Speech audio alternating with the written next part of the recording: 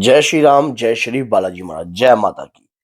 अगर आपके दीपक में फूल बनने लग गया है, रोजाना फूल बनता है, डेली फूल बनता है, जब भी आप अपने देवता के प्रति दीप का दान देते हो, रोज फूल जो है बनता है, अलग अलग आकृतियों में फूल बनता है। और ये जो सिलसिला है काफी लंबे समय से चलता जा रहा है। आपको समझ नहीं आ रहा, और वीडियो को आप अगर पहली बार देख रहे हो तो आप ये कार्य अपने घर में शुरू कर देना। ये 3 कार्य जो मैं आज आपको बताऊंगा, ये आपके जीवन को बदल सकते हैं। आपके जीवन में वो खुशहाली पैदा कर सकते हैं जिसमें कभी आपने सोचा भी नहीं होगा। तो अगर वीडियो अच्छी लगे तो लाइक करना, चैनल को सब्सक्राइब करना और बेल आइकन बटन को दबाना ना भूलना, ताकि आने वाली हर वीडियो की नोटिफिकेशन आपको सरलता से प्राप्त हो जाए। तो बोलिए जय सीताराम। क्या होता है कि हम अपने इष्ट की रोजाना पूजा करते हैं, नित्य पूजा करते हैं, रोज करते हैं। हमारी भक्ति से, हमारी भक्ति के प्रताप से हमारा जब मुख से जो भी वचन निकलता है वो सत्य होने लग जाते हैं, लेकिन इस चीज को हम जानते नहीं है। हमारी बातें सत्य होने लगती है, इस चीज को भी हम पहचानते नहीं है, क्योंकि अभी हमें कुछ पता नहीं है। जिस पूजा को आप अपने जीवन का आधार बनाकर चल रहे हो, ये उसमें आने वाला सबसे पहला इंडिकेटर है।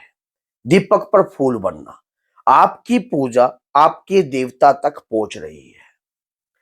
अगर देवता तक आपकी करी हुई भक्ति, माला, जाप, पाठ, पूजा जो भी आप करते हो, जो भी मेडिटेशन करते हो, ध्यान करते हो, अच्छे कर्म करने की सोच रहे हो, अपने इष्ट को, आराध्य को ध्यान में रखकर आप कुछ भी दान पुण्य करते हो, और उस दौरान जब फिर उसके बाद आकर आप सुबह भी शाम भी दीप का दान करते हो, और उस दीप के दान पर जो इस प्रकार का इंडिकेटर आता है, दीपक में फूल बनना, पंखड़ी के रूप में फूल बनना, हार्ट की शेप में फूल बनना, 2 नैन की शेप में फूल बनना, ये सब प्रभु की भक्ति के प्रताप का इंडिकेटर है, जो आपके जीवन में एक नई खुशहाली लाने का एक संकेत है। कई भक्त इस संकेतों को पहचान लेते हैं, लेकिन कई भक्त काफी लंबे समय तक सोचते रहते हैं, उस तरफ सोचते भी नहीं है, देखते भी नहीं है। मेरे पास एक भक्त आया, जब मैंने दरबार लगाया तो दरबार में उन्होंने, वो सिर्फ मेरे से ना तो कोई भूत के सिलसिले में आया, ना कोई प्रेत के सिलसिले में आया, उन्होंने मुझसे आकर एक ही बात कही कि मैं पूजा काफी वर्ष से माता की पूजा कर रही हूँ, लेकिन मुझे कभी इस बात का पता नहीं था कि मेरे दीपक में फूल बनता है तो उसका इतना बड़ा भी संकेत हो सकता है। और जिस दिन से मैंने आपकी पूजा वो वीडियो देखकर, एक वीडियो आपने बनाई थी कि दीपक में नैन की शेप में फूल बनना, हार्ट की शेप में फूल बनना, उस वीडियो को देखकर मेरे अंदर का जो विश्वास है इतना अपने इष्ट, अपने आराध्य के प्रति जाग गया है कि मेरी लगन लग गई है। तो आपको वो 3 काम कौन से हैं, अगर आपके दीपक में डेली फूल बनने लग गया है तो वो 3 काम कौन से हैं जो अपने जीवन में धारण करने हैं? उन कामों को, पहला, अगर फूल बन गया है तो देवता तक पूजा जा रही है। अब जा रही है तो आपकी पूजा, कई बार हम जब पूजा करते हैं तो हमें अहंकार भी आ जाता है, किसी प्रकार का घमंड भी उत्पन्न हो जाता है। तो ऐसी चीजों से बचकर आपको अपने जीवन में नियम बनाना है कि मैं रोजाना, प्रतिदिन 1 घंटा या आधा घंटा अपने देवता की पूजा के प्रति जो है दूंगी या दूंगा। अगर आप आधा घंटा देते हो, जितना समय आप पहले देते थे, मान लो 10 मिनट 20 मिनट देते थे, अब उससे जो समय है 10 मिनट और बढ़ा दीजिए।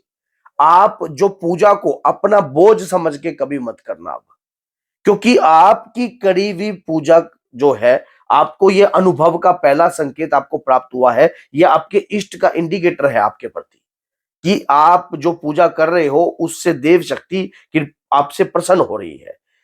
दूसरा ये है, जब भी ये संकेत उत्पन्न होते हैं, आपके पितृ, आपके कुल श्रेष्ठ शक्ति का अभी आपके ऊपर कृपा का आसरा बनने वाला है। और कहीं ना कहीं अगर वो बंधन ग्रस्त भी है या वचन बंद भी है, तो वचन से मुक्त हो सकते हैं आपके इष्ट की भक्ति से। लगातार किया हुआ प्रयास, भगवान के प्रति करी हुई भक्ति, पूजा, याचना, तपस्या कभी व्यर्थ नहीं जाती, कभी व्यर्थ नहीं जाती। वो किसी ना किसी रूप में आपको जरूर प्राप्त होती है। आपने इस प्रकार का नित्य नियम नियम बनाकर कार्य करना स्टार्ट कर दिया। अब दूसरी बात यह है कि भोग प्रतिक्रिया, जिस दिन आपके देवता का दिन होता है, उस दिन आप उस दिन कुछ भी भोग बनाइए अपने हाथों से। नित्य, क्योंकि देखिए कोई भी शक्ति, कोई गेस्ट आपके घर में आता है, वो कभी खाने के भूखा नहीं होता, सिर्फ आपके आदर और आपके भाव का भूखा है। आप किस प्रकार से आप उस गेस्ट का आप आदर कर रहे हो और किस प्रकार से अपने घर में आप उन्हें उन्हें एक सम्मान दे रहे हो, ये सबसे बड़ी बात। जैसे कि शक्तियां ये चीज देखती हैं, जब आपके घर में आप हनुमान जी की पूजा कर रहे हो, नित्य नियम से कर रहे हो, प्रतिदिन रोजाना कर रहे हो, अब बाबा के वीर आपके घर में आने लग गए हैं। जैसे जैसे अब आप जैसे कि मंगलवार के दिन या पूर्णिमा के दिन या नवमी के दिन आप थोड़ा सा हलवा बनाते हो और सीताराम का नाम लेकर आप हलवे का भोग लगाते हो, क्या शक्तियां इन बातों को नहीं देखती? क्या शक्तियां इन चीजों को नहीं जानती? क्या जो बाबा के वीर जो तरंगे आपके शरीर पर आ रही हैं, क्या वो तरंगे इस बात को नहीं समझ रही? तो वही तरंगे आपकी रिपोर्ट को आपके देवता तक जो है हो जाती है और उसी प्रकार आपको रिजल्ट मिलता है।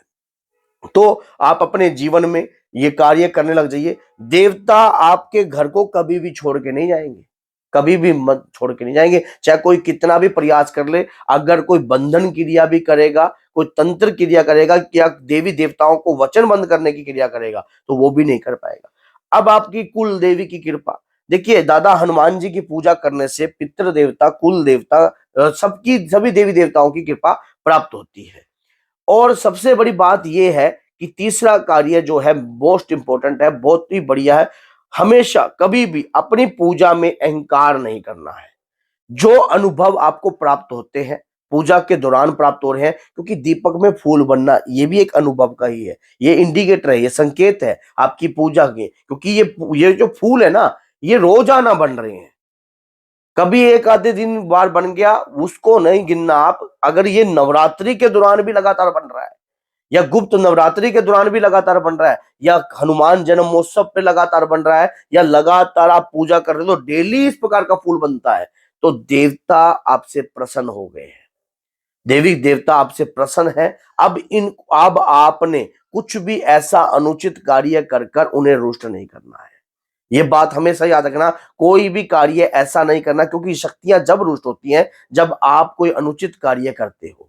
अपने घर में सात्विकता धारण कीजिए, अपने घर का माहौल ऐसा कीजिए, अपने बच्चों को देवता की आराधना करना सिखाइए, अपने घर के अंदर प्रभु के नाम का, कोई बाहर से नई चीज लाते हो तब बाबा का शुक्राना अदा कीजिए, कोई नई चीज लेने जाते हो तो बाबा को हाथ जोड़कर प्रार्थना कर कर उन्हें कहिए कि बाबा आपने ही आप ही आगे चलकर हमें ये चीज दिलवाइए। जब हम इस प्रकार का कार्य करने जाते हैं ना, तो बाबा के वीर, बाबा के दूत हमारे संग चलने लग जाते हैं, बाबा की कृपा हमें प्राप्त हो जाती है। लेकिन वो कृपा हमें दिखाई नहीं देती है, उन कृपा को वही व्यक्ति देख सकता है जो अपनी ज्ञान इंद्रियों को सिद्ध कर कर, अपनी ऊर्जा को एकत्रित कर कर उनसे संपर्क साधना सीख ले। क्योंकि प्रभु की बातें हर व्यक्ति के समझ में नहीं आती हैं, उनके दुख में भी सुख छुपा होता है। तो वही व्यक्ति इन बातों को समझ पाएगा सही रूप में, जो प्रभु से अपनी अपनी जो ज्ञानेंद्रियों को सिद्ध करेगा, लगातार भक्ति करेगा, पूजा करेगा, पाठ करेगा, तो उनकी तारे जो है उनके इष्ट से मिलने लग जाएंगी, तो उन्हें सारी बातें डिटेल में समझ में आने लग जाएंगी। तो अगर आपकी दीपक में फूल बन रहा है, तो ये मोस्ट इंपोर्टेंट कार्य जो है मैंने आपको बताए हैं, इन्हें अपने जीवन में धारण कर लीजिए, ताकि आपके देवता की कृपा सदैव आपके साथ रहे। तो अगर वीडियो अच्छी लगी है तो लाइक कीजिए, वैसे भी स्टेटस बार पर और भी तरह की वीडियो लगाते हैं, अगर ये वीडियो लगा दी और किसी के सामने ये वीडियो पहुंच गई तो ये भी एक धर्म के काम में आपकी हिस्सेदारी मानी जाएगी। तो बोलिए जय सीताराम।